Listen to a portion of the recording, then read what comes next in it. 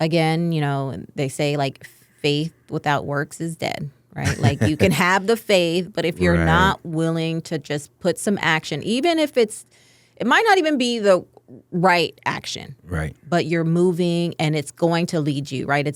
You're going to be able to course correct from there. Right. If it's not leading you down the path that you want to go down, at least you're not stagnant, you're not still, you're not being stuck because of fear, right? Like I'm afraid to make the wrong decision. I'm afraid like, oh, well, what if college, is a waste of time and I'm just not going to go. Maybe I'll just take one class and then you'd still be there, Right. Right.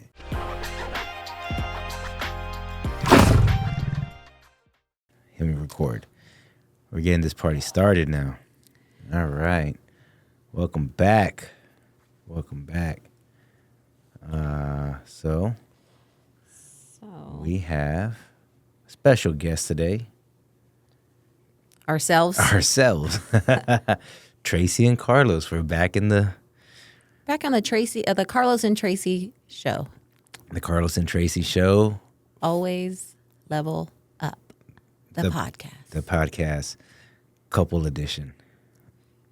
Does that sound good? Did we ever remember the one that we recorded at home and then I think we still have some. That we didn't publish? Or that we I like to say that we published published them all. Okay. But I think we should probably start to go back and repurpose them. Like re-record the content or? No. Just like use it again. Oh. Bring it back to because I don't think we didn't really put it out there. Yeah. But we put some out there, but there's some gold that we didn't, we didn't create reels out of. Yeah. So, do you want to? I introduced us the last time, so it's your turn. You just did such a good job. Go for it. And then I'll just backdoor you. All right. Welcome back to Always Level Up, the podcast. I'm your host, Carlos Garcia, and I'm here with my co-host, Tracy Ross Garcia. My lovely wife and assistant. Today, this podcast is sponsored by Level Up Realty, your source for discounted real estate in San Antonio, Texas. If you're looking for a deal, reach out to us. We got something for you. And that's residential properties, just in case you were wondering. So today we will be talking about the principle of applied faith from Think Your Way to Wealth, Napoleon Hill, original classic version. Yeah, you see we got a little theme going on here. We are going to drive Napoleon Hill's principles until, they are inherently part of who you are too, because that's what we've done for ourselves. And with the book and with the principles, for me, it's been something that has been the cornerstone of my own transformation, my own change in personal growth and development, because there's so much gold in it. And when I talk to people about the principles of success, people say, "Oh yeah, I've read Napoleon Hill." And when I ask them, well, what's it about? Well, it's about just thinking positively. And it's a lot more than just positive thinking, although that is a principle which we'll get to. Yeah. But it is a lot about, how do you operate? What are the things that you have to do, actionable things that you have to do to become successful? And they're not, things that you just apply all at once. Mm-hmm. It takes practice. It takes intentional action. And it takes awareness of, your own shortcomings, your own weaknesses, and knowing what to start working on. And a lot of times we may not be aware of some of the barriers that are in front of us that prevent us to getting to that next level. And this principle of applied faith is such a solid principle because it addresses some of those fears that come up in when you're working to do something to help you become successful. Because they say success isn't guaranteed, but what is guaranteed? The effort that you put in, the mindset that you have when you go to work, and the desire that you have to be successful, and your willingness to push through all the challenges and all the obstacles. Yeah, no, I love that. And then so today we are really going to share how applied faith shows up for us, and not just our work, like not just in business, which a lot of the times we're here on the podcast talking about a little bit of our real estate background, but also just in life in general, like personally for me, personally for you, and then how we also, use this principle in our relationship, in our marriage. It's not just, you think of faith, you think of the word applied faith. It's like really putting in action, putting a noun to faith, but it's really just like this decision to act fully, taking that action without even knowing like what the outcome is going to be, right? Like how, we've shared with you guys about how we started this business. It was a lot of applied faith, right? We did not know what was going to happen, even though, Carlos, you had this background of 12 years experience, blah, blah, blah. There was never a guarantee that says all that is going to translate perfectly over. That would be ideal, the ideal situation. But we definitely had to apply faith to take that step. And so, before the evidence even showed up, we were in action. We were moving as if the thing was already ours. It's already there.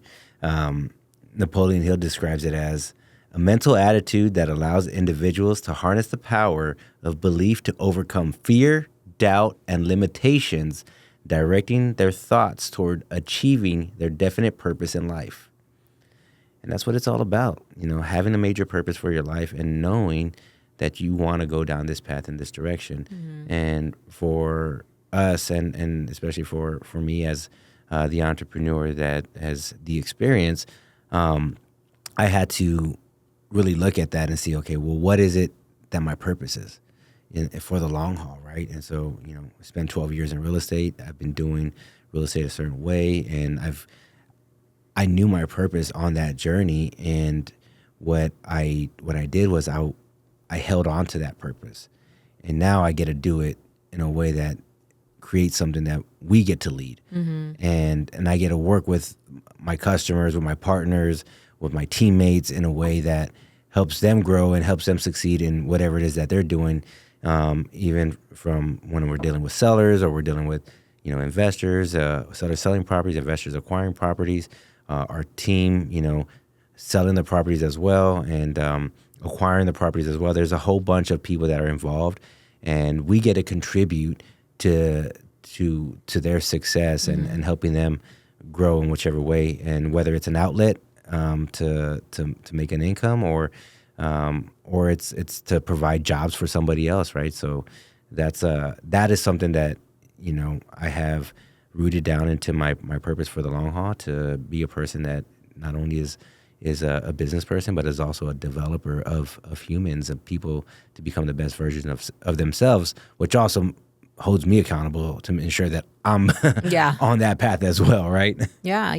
And you're able to move in this way again, like you have the vision of what you're wanting to create. You have this experience of what's allowing you to be able to make that vision come to life. And the applied part of it is just like being in action. Right. It's just like doing the things every day that a leader does for their business. Like you said, you've got to be the one that's taking the lead and doing the things. Otherwise, it's not going to work. Right. Like you're holding yourself accountable to these other standards. Otherwise, this doesn't work. Exactly. And another thing that happens with applied faith is Napoleon Hill describes it as a connection to infinite intelligence.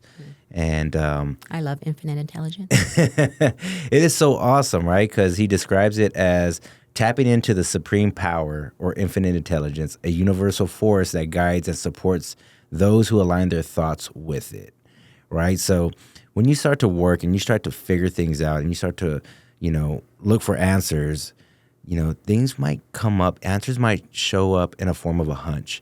And I remember in this book, he talks about, I think it's Edison, who's working to invent the light bulb. And he failed over 10,000 times.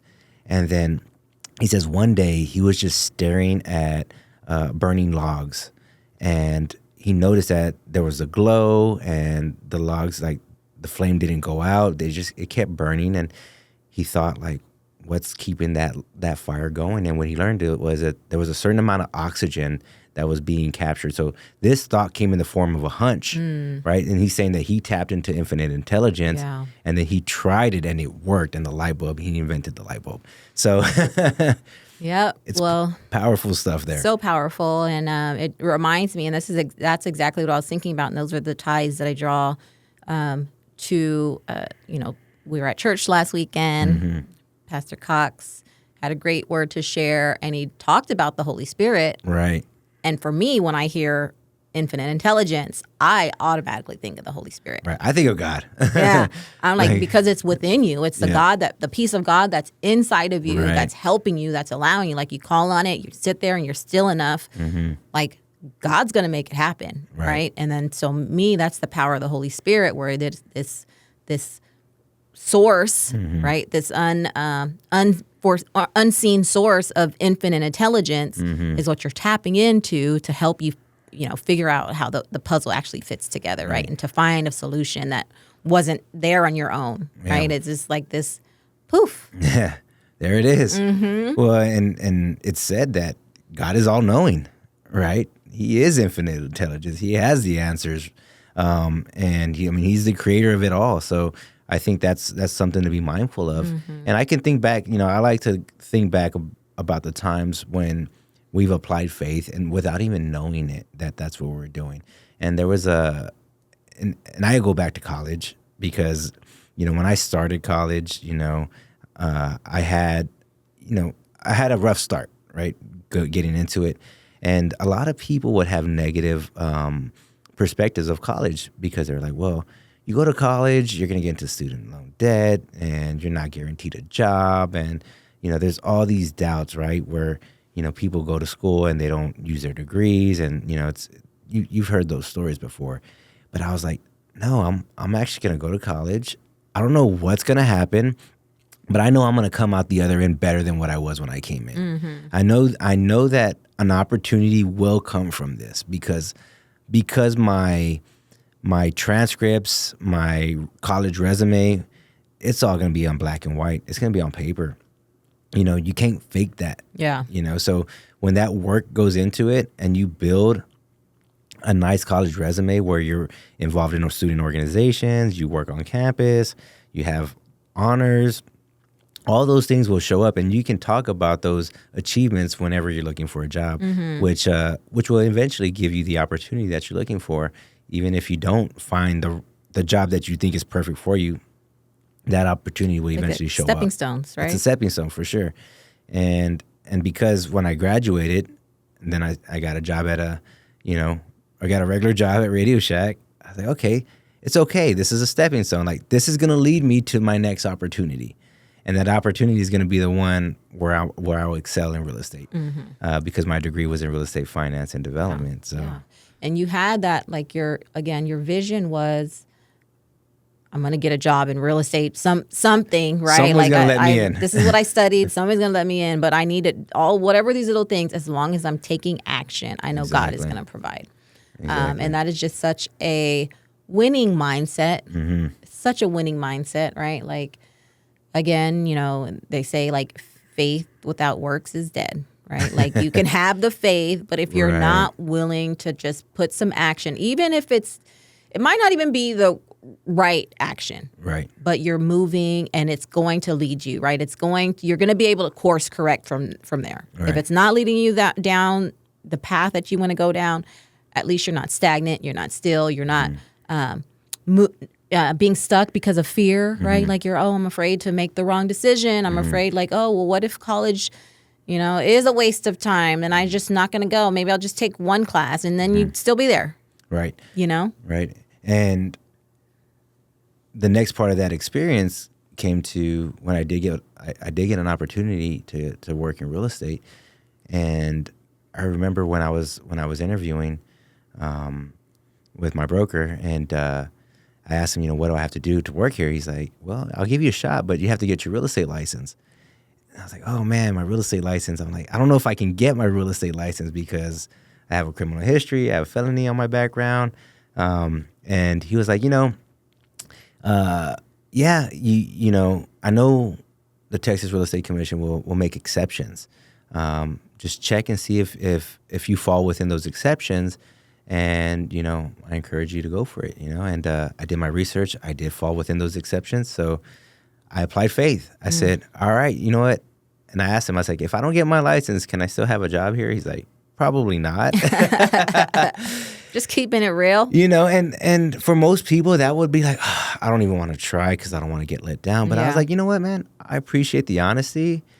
I'm going to go for it. I'm going to go for it. And I did, and I went for it, and I passed my courses, and I passed my state and national exam. And, I was like, okay, I think I'm good. Then they did the background check, and I was like, I needed letters of recommendation, which thankfully I had plenty of those because along my journey, I had built a lot of relationships with professors and people that I knew really well that supported me, that were credible, and they went to bat for me to write some really nice letters on my character, and they gave me a shot. They gave me my license, and even though I had a probationary period, but hey, I was no stranger to probation. Can do that. So, but to me, that applied faith, taking that action and going for it, it worked. It worked. And then from there, now I had the real work began, right? Because I have to apply faith again. Because now I'm working in a space where it's 100% commission. And it's like, now you got to go do the business. Now you got to go do the deals. Yeah. Which I was like, hey, I made it this far. Like, I done the hard part. Ain't no way God's letting me down. Like he's got my back, and I felt that, and it ended up working. And just like I remember that first month I had my license, I made my first sale. The next month I sold like 3 houses. The next month I sold like 4 houses. I was on fire. I was on fire. I was loving it. But back then I didn't know I was applying faith. I was like, man, I'm just going for it, right? Just going for it. But now, and I love that too, because it's just like it's that childlike optimism almost, right? Too, of like just like I'm just gonna move, like I already got it, right? Because I remember in my career too, I made a jump when I was, I was a marketing coordinator, and I remember our assistant director, who's a really great friend of mine, she ended up taking a new position, and I wanted her job so bad. I was like, ooh, okay. I remember that. And so I was doing all the good things to like make sure, and she was a great mentor as well at the time. So I knew I had the skill set, and I just wanted the title, right? Because that came with a little bit more money, and just, that's just the type of person I was. I wanted to work my way up, the ladder or whatnot. And then I learned that they cut the position entirely. So I inherited all her duties, not the title. And not a pay raise. Not a pay raise. But I fought for myself, and I did get a small pay raise. It was like it was a title change.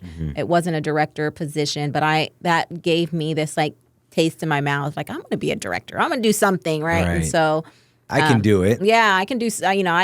She's trained me. I can do all the things. And so what I did, and this is testament to taking action, right? I said yes to pretty much everything. Like I went to all the meetings that she would have gone to. I stepped in. I went to the meetings my boss was at, and I just was very visible. I made myself very visible. And I said yes to so many things because I was just, I was looking, I just wanted to take action, right? And what that allowed me to do was just gain a bunch of experience. So when I did start looking, when I finally learned, like, okay, I might be like at the top of where I can get here. And this it was a small department.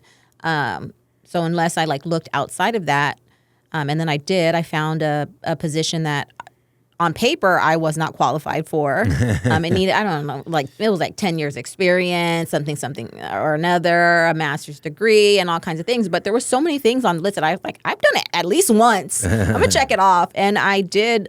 I was like, you know what? I'm made for this. I can do it. If I don't know how to do it, I can learn how to do it. I'm just a fast learner.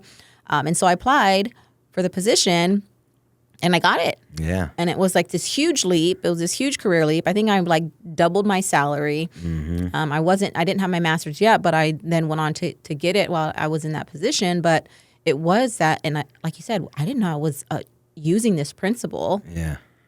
But looking back, it's very clear that I was. I'm like, okay, I'm going to say yes to all these things. I'm going to take action. I know God's got my back. And sure enough, when that opportunity presented itself, I was ready for it. Right. Well, and I remember that as well because, you got the title was Director of Public Relations at St. Philip's College. And I remember you were like, man, I'm like the youngest person in here. Yeah. And, it's kind of like, wow, I can't believe I got it, but you did. And, but like you said, you took all the actions necessary to get there. But also when you got into that position, you worked even harder. And it was very demanding and it did take a lot of your time and effort, but you were up for it. And so when you want something, there's a price to pay for it, right? And that's the other part of it is like applying faith is not something that you just say, I believe, right? Believing is part of it, but the action is the thing that matters the most. And then when those things come into fruition, there's more work to be done, which, growth and advancing yourself in your career doesn't mean less work. It means more responsibility. And that's one thing that Carnegie talks about in the book with Napoleon Hill. He talks about, people that make a large amount of money take on a large amount of responsibility. So the higher you go, the more responsibility you're going to take on. And it can be stressful, so I think understanding that and what that looks like and how far you want to go is, and the price you have to pay to get there is something to really take into consideration because, when you get what you ask for, sometimes right, exactly. It might come, but it's gonna come looking real wrapped differently than you thought. It's gonna come at a cost. So be prepared for that. Another part of the applied faith principle is what Napoleon Hill calls autosuggestion and visualization. And he says that applied faith is developing through autosuggestion, repeating positive affirmations, and visualizing success to program the subconscious mind. By consistently focusing on your definite purpose and believing in its attainment, you create a mental environment conducive to success. I think that's huge because part of it is affirming, right? So whenever we have doubts, I'm not good enough, or that'll never happen for me. Like you want it, but if you're saying these doubtful thoughts, that's self-sabotage. It's self-sabotage and it kills your success. Like you can't, it kills your vision. It won't happen. So a lot of times, you might say, I believe and I'm taking the action, but if those thoughts of doubt are coming in and you're speaking those words of doubt, then it kills it. Yeah. So you have to be mindful of that. So what you have to do is you have to affirm, I'm going to do it. I'm going to make it. I am successful. I am qualified. I do whatever it takes. I am a person of value. And understanding that as you speak these words, you're giving them life and it creates the opportunities. God opens the door because you're believing and you're taking action and you have the positive attitude that goes into turning this into a reality so he can open the doors for you. And I think that's something people don't really understand because a lot of times out of habit or even out of just cultural norms, environment where people do this to themselves and they say, I do all the right things, but it's not happening for me. Well, what are those thoughts like? Are there seeds of doubt there? Or are you affirming that you are successful? Yeah. And a lot of times people might take those affirmations and you don't have to speak them to other people. You can speak them to yourself. But they might take that as overly confident, right? Or arrogance, right? But it's really not. It's really knowing that I will do whatever it takes and I will be successful. I actually am successful, even in my current state and my current environment. Yeah, and I mean, a lot of people, you call it manifesting or whatnot, but it is those thoughts become things, right? The thoughts become things, and I can really look back on that time and understand how my thoughts allowed me to get there because I was I believed in myself and I just knew like I knew that there was more for me. Mm-hmm. I just needed to figure out where. Like, I just needed to figure out which path to go. I knew that wasn't it, and I wasn't settling in any way. I was just always looking for whatever the next best thing for me. And I think that mindset in itself has allowed me to achieve certain goals for myself and experience certain success. But again, I'm still not done. There's still more in me, and I'm always like inching towards, well, okay, well, what is the next best step for me, and how can I use faith and the discernment and my, what is my faith telling me to do, and how is it leading me, and then how can I put action behind this so that God is not like, say, okay, look, I'm opening these doors and you're refusing to walk through them. Like, you've got to do your part, daughter. That's the dialogue that's happening in my mind. Right, and it has to happen because when you face challenges and you face the obstacles, right? Like, we can go back to your story where, the position that you were looking for, they shut it down. Well, there's an obstacle there. There's a challenge. You wanted to advance. You thought you saw the opportunity that you were looking for, and it's gone. Mm-hmm. That's not it. But then you're like, that's not it. But there's something else. Yeah, because I could have easily been like, you know what? Then I'm just going to do the bare minimum. Right. I'm just going to come into work and just going to do what my duties are, and nothing extra, and just leave at 5 o'clock when it's time to leave. They're not paying me more for that, right? That's above my pay grade. Right. What I'll hear from people, like, that's self-sabotage. Yeah. Like, no, like, you had the right attitude. Like, you know what? I'm going to step up. I'll do everything that I'm supposed to do, and I'll do more. I'll go the extra mile, which is another principle, and we'll touch on later. But I think that's the attitude that you need. I know that's the attitude that you need to accomplish whatever it is that you're setting out to accomplish, which it gave, the breakthrough that you were looking for. And I've seen that, also within our journey together. So, but there's always going to be challenges. There's always going to be obstacles. But what we do when we face those challenges and those obstacles is very important. And the attitude that we have behind it is going to make or break us, right? Yeah. So I think with as we continue to move and we continue to work on things, we have to learn. Yeah. Right? We have to learn what's the next level and what are we shooting for? And is this in alignment of my major purpose? Now, I think back then we probably weren't clear on what our major purpose was. We were just like, we need to make more money to support our family. Yeah. So if you don't have a definite major purpose yet, it's okay. It will come, but think about what you want your major purpose in life to be, because then you can tie that into your career, and it'll help you continue to move forward. So the other part of the principle is the practical application, right? We're talking about the application, and he stresses that faith must be applied through action. It's not enough to believe, you must act on that belief with a clear plan and persistent effort, right? So, for example, he suggests writing down a definite goal, create a plan, and reinforce it through daily affirmations to strengthen faith and direct your actions. So that's huge. How many times are we having to write down our goals? I mean, we have goal setting consistently now because we understand this and we know this is part of it, right? We know that what we want to get out of life. We know what we want for ourselves in our home and in our business, in our spirituality. Like, we know we have big goals, big dreams. Now, to write that down and actually, what does it look like? What does that path look like? It takes a little bit of time and takes some discipline. And some people maybe not be too comfortable with that, but I think it's important to do. Yeah. How often do you write down your goals or do your plans? I mean, I try to look at my goals each month just to see where I'm at. And my goals are so streamlined that they're just always in the back of my mind. But even as a team, we do our big goal setting at the beginning of the year. Quarterly. We do our quarterly planning, which are the, where we're really like finding the alignment and trying to get rid of things that don't, that no longer fit.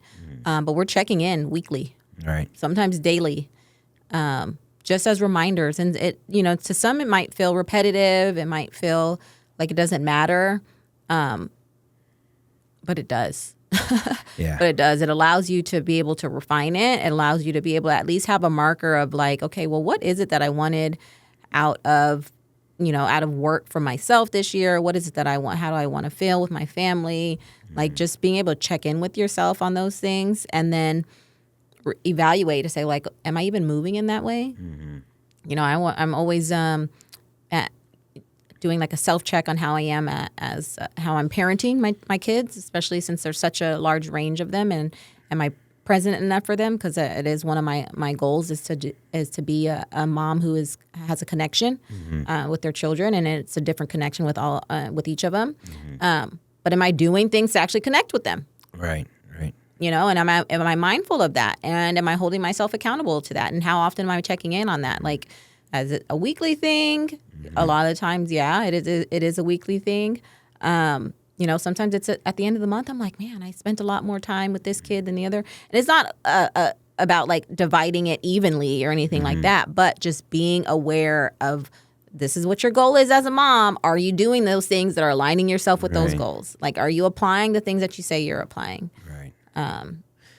Yeah, I write down my goals in the beginning of the year. So I'll set out my goals for the year, and I focus on health. I focus on family. I focus on business, and I focus on leisure. Right. So those are the things that I want to do. So what does it look health wise? How am I moving? What are my exercise goals? What are my fitness goals? What does my food intake look like? My consumption, and just making myself aware of that, and then thinking about the family and what I want to how do I want to spend my time with the family. Presence, being present, and how involved and engaged in taking family trips and stuff like that. Then also, the business. What are the business goals? What do the numbers look like? Writing those down, and then also going into what do I want to do for fun? Maybe go to some concerts. Maybe take a trip. We take a trip together and have some one-on-one and like stuff like that. Yeah, don't forget spiritual. Oh yeah, and then the spiritual side of it. Definitely have to have that in there, and because it's important, right? You can't just if your goals are just only on business, then you're gonna neglect other parts of your life that are important. So I think success is more than just monetary. It's more than just making money and financial goals. It's the full circle. Yeah. Mind, body, soul, right? And your family and all the things that can provide peace in your life, because it's not always about money. Yeah. Money is... Yeah, success is different for everyone. And even in my coaching space, when I was working one-on-one with women, high performers, I would assess them on those 5 pillars that you mentioned, which in the coaching space, it's called the wheel of life, just to see where the overwhelm is, just to see where the holes are, right? We would kind of talk about that because you're holistic, you're a whole person. And a lot of the times these things are interconnected. Right. Like if you're, some women that I worked with, they were either newly divorced or going through a divorce. So there's that marriage dynamic that impacts, sometimes it impacts your finances. Sometimes it impacts your social life. There's ways that these things are connected, but so you're being very mindful of like where I'm putting my energy. And, maybe the social aspect of it doesn't really matter to you at that point. And then maybe it is having a negative effect on your health and your weight and those types of things. So being able to find where the connections are really allows you to be strategic about how you're spending your energy and how you are applying faith and like where it matters. So I'm glad you brought that up. Well, it's important. Because I know there was a point in time for myself where, I was just really driven for business success, right? Because I was just chasing money. But when I was doing that, I started realizing, okay, this is working, but what else is happening, right? At the expense of what else? At the expense of what else, right? Time with my family, my own health. Like, what are the behaviors and habits that I'm picking up that may not be healthy for me and that I need to start to be aware of because, I'm not clear on the direction that I'm going right now. So I need to stop, reevaluate, pivot, course correct, and get back on track to what got me on this path in the first place. Because there's been a lot of work and effort that has gone into developing myself. And then it's like, okay, well, once you get money, like, don't let that be the thing that destroys you. Because it can and it will if you don't have the self-control, if you don't have the clear purpose for what you want to do with your wealth, what you want to do with your income. Because it can lead to, wasteful spending on things that just don't have any value. Or even, and I know we talked about this a little bit in our last episode, I feel like it came up, but just that being able to share that load with your significant other, your spouse, where, you might be pouring in, and having success in work and being this earner and the breadwinner, but then feeling like, now I don't have to do anything else. Yeah. Right? Like now I don't have to do anything else. And Hold on, I'm going to pay everybody to do something for me. And that becomes a problem. It becomes a way that that can split a marriage. Yeah. Right? Because for whatever reasons, and I know, like I spoke up about it in our relationship where you were earning and you were, experiencing all these great successes and the fruits of your labor and your hard work because you were really highly focused on your career, and like we said, at the expense of what? Yeah. You were on this high horse, but I'm like struggling. I'm at home, like doing all the grunt work, and not really experiencing a lot of those things because I was in my own transition. Right. But hire somebody to do that, or hire someone to help you clean, or hire someone to, and you can only hire so many people before like you're just irritated anyways and just don't even want to, have a conversation with that person. Like you don't want to hire yourself out of the relationship, Yeah, that's so true. But it is that like understanding that, and that's a part of the faith, right? Some people can have a bunch of action with no faith. And I think because we have, a spiritual and a very God-centered relationship, we're able to have this conversation and find a solution where we're actually applying faith to our marriage, to our marriage life, and saying, okay, well, what do we want out of this marriage? Right. Do you want to keep on, building your career and not building any other parts of that that spectrum of that wholeness that makes you feel true success? Right. Yeah, I learned on this journey, especially during that time you're talking about, was how important it is to take care of the home, right? And what does it mean to take care of the home? It's not just cleaning. It's not just paying the bills. It's being involved with your children. It's being present at home. It's being involved with your wife. It's spending time and seeing where the blind spots are, where the loose ends are, and start to tighten up on those things to really get on the same page, because success will blind you. Oh yeah. And it become, and I think the devil will use that against you to throw you off, to think you've done something. And what it taught me was to just remain humble on the path and know that, like, hey, there's a purpose for you, and your purpose at home as a man is to serve your family and to take care of them, and make sure you keep that healthy, because if you do that at home, then when you go to work, your work will thrive, your business will thrive. And when I flipped that switch and I had this kind of aha moment, like, okay, this is where the work needs to be done now, then now I'm able to go to work on those things and things get better. Yeah. And the connections get stronger, the relationships with the children get stronger.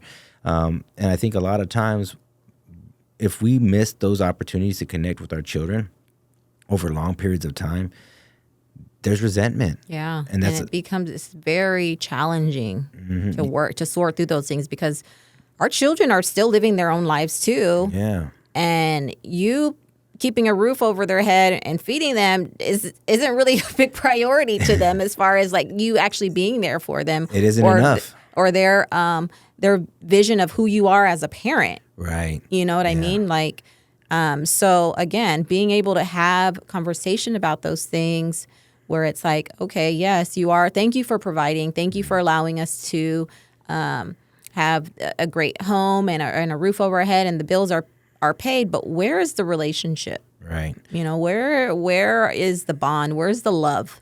And the thing that woke me up to that was, I remember thinking to myself, I was like, man, I'm at work and I have to have one-on-ones with all the agents, right? We were really focused on engagement, right? So to retain our talent, we have to keep a high level of engagement. So I'm having one-on-ones with everybody, not just my agents, with even some of my superiors, and I'm meeting with everybody. We're one-on-one. We're talking, and we're checking in, seeing how things are going. And then I thought to myself, I'm like, how many one-on-ones do I have with my children? Mm-hmm. How many one-on-ones do I have with my wife?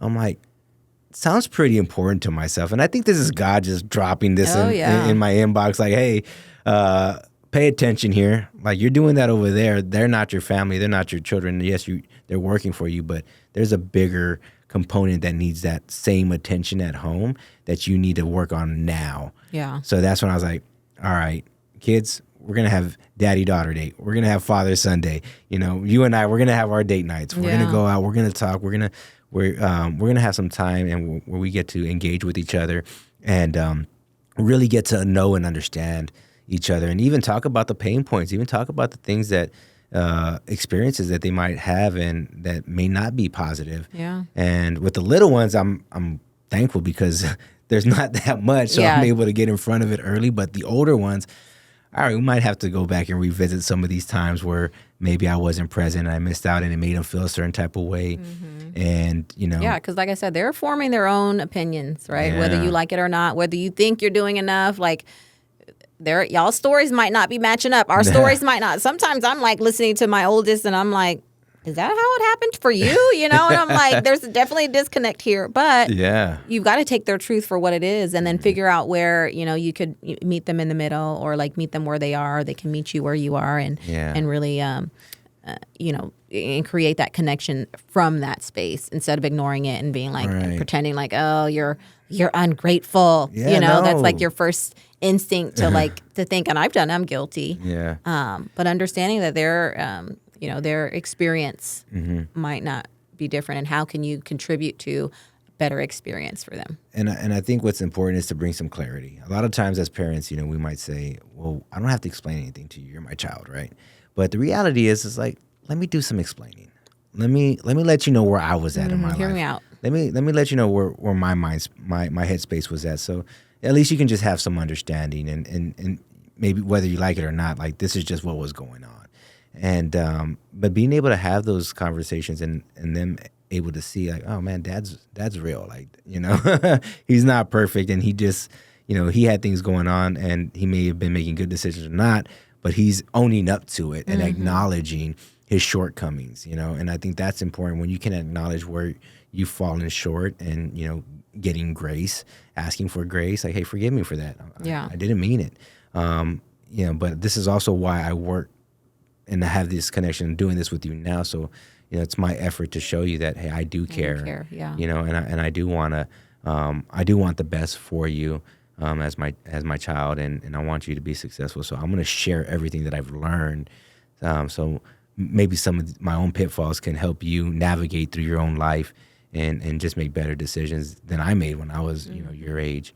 And I think, and ultimately, it builds trust. Yes. You know, and I think that's the most important thing. Like, I always talk to my kids about being able to trust them, trust their word. Like, don't lie. Like, once you say a lie and I bust you in a lie, it's hard to trust you, right? And that's not what you want. You want to be able to have that a trustworthy relationship where that connection stays strong, and being able to trust each other, being able to understand that, you know, you want your child to trust you just like you want to trust them, and have that mutual understanding, even when there's doubts, even when they might doubt like the next thing. Like, I think understanding that that you're someone that they can depend on, that you're also looking to them as somebody to depend on. You know, I trust my oldest because sometimes he's in charge of the kids. Like, I need to be able to trust you. You're right. But that's a huge part of applied faith. Yes, absolutely. And what we get to do is we get to show them and share these things with them. And so as they learn, it's kind of a cheat code, right?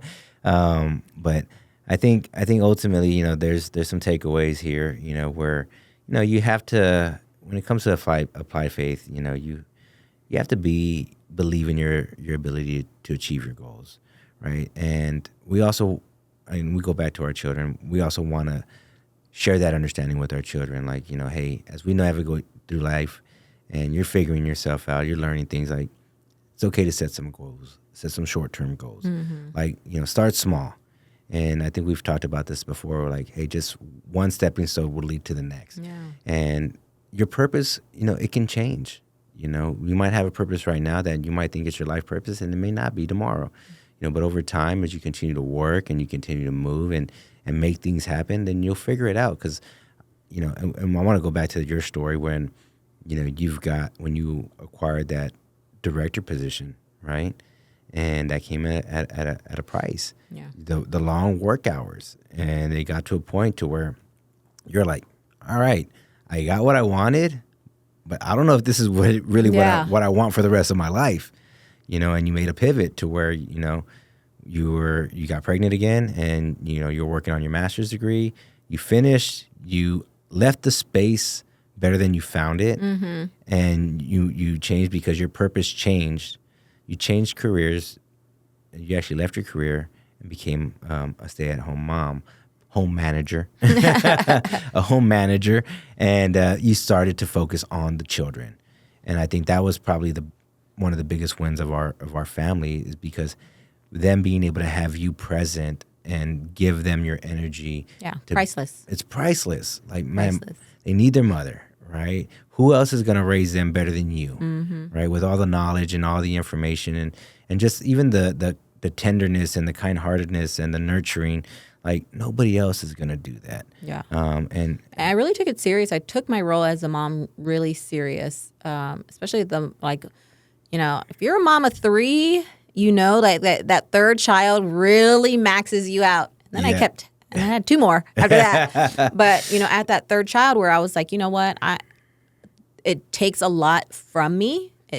Motherhood takes a lot from you, and it changes who you are, and it opens yourself up to who you are and who you want to be. And I always knew that I wanted to be a mom that had just a personal relationship with my children. I had a great relationship with my parents growing up, but I never felt like, they were the person I need to just hurry up and call and go talk to. Like, they weren't on my list as the first person to call if something great or bad happened.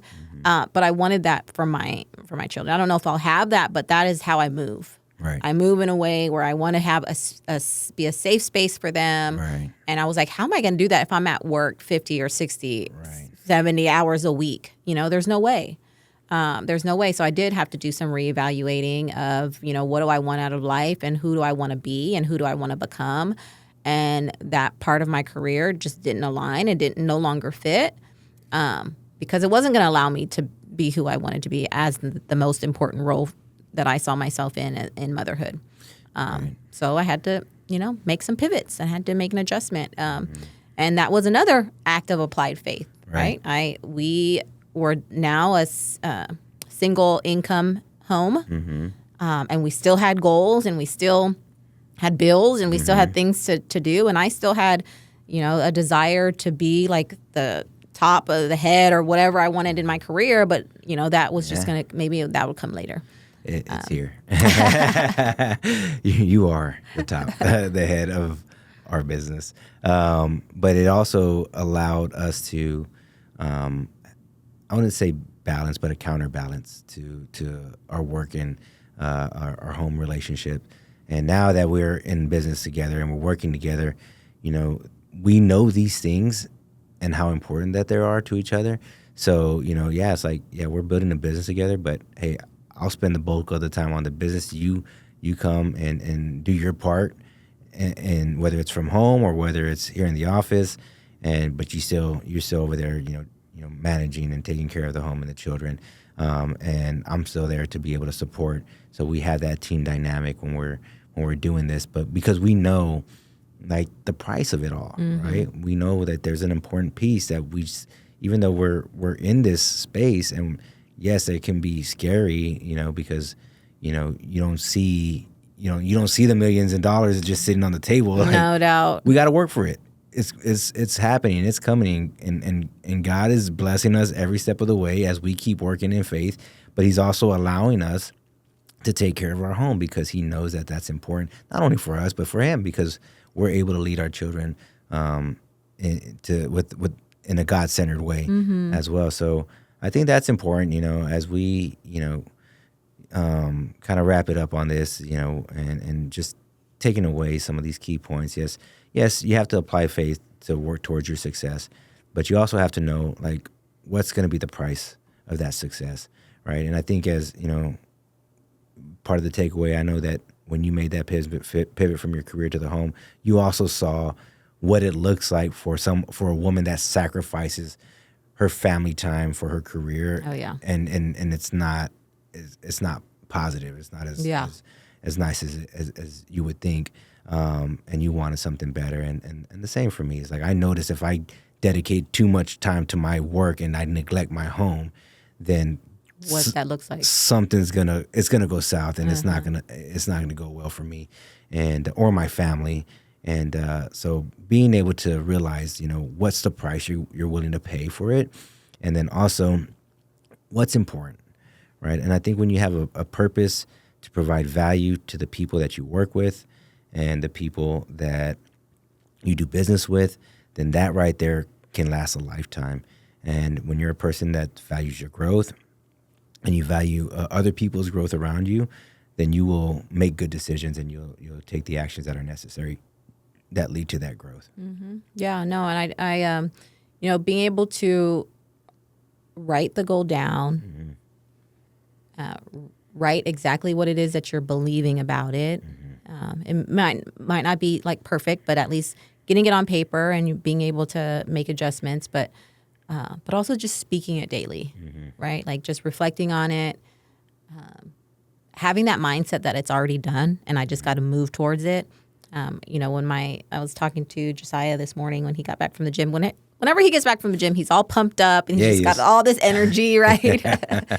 He's going. Yeah. So he mentioned a couple of things that really tie into this topic today. He talked about how, how these people just thought of this and then it became something, right? When you think of things, and he just talked about how your thoughts can become like real things. Yeah. That was one. And then he also talked about how his goals, he's like, it's already here for me. It's already here for me. Just wait till I come back from college. And this is like when he comes back in December, who he's going to be, right? He already has this vision of like who he's trying to be. So it's about being able to speak it. And right, he's talking to me about, and I'm going to be off the grid and I'm going to do all these things, but he has this vision of it. And all he has to do is take those actions, right? And it's just reminding himself, take that first step. I'm like, well, what can the first, and so I'm just giving him little pointers. He's like, something about abs. I don't know what, but I'm like, well, if you're eating burger, just like, take the bun off, or eat with one piece of bread or whatever. Like, just, don't eat all the French fries, little things. But it allows him to apply faith in his own way. Right. And I love that. It's just so practical and so simple. And that's why I do gravitate to Napoleon Hill's principles of success, because they are so practical. And when you really look back at them, you're already doing them, but now you can do them with real intention. Right. Absolutely. I love that. I think that's a great way to end our show today. So if you're struggling with, applying your faith and you're looking for the answers, tap into the book, get in there, dive to that chapter, see what that looks like. And hopefully you can take away some of these stories that we've shared, because it's not easy to do, but once you understand it and, just taking the action with boldness and confidence that things are going to happen in your favor, then you know that you're moving in the right direction. But don't let any doubt settle in. And if it does, counter it with some words of affirmation, and that'll help you grow and get to that place you want to be. Oh, I love that. You got to take action, move before all the answers are there, and the answers will appear. I promise. Right.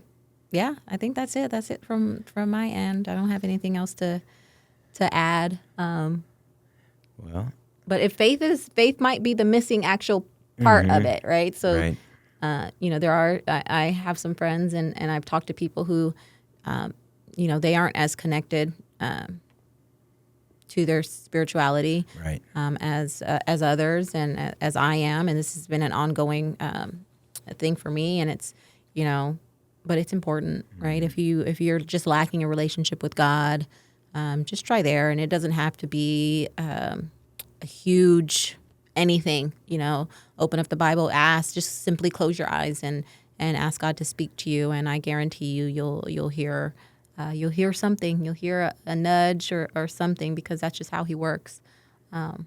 But that's a great step into applying faith, is just tapping into your own faith. Amen to that.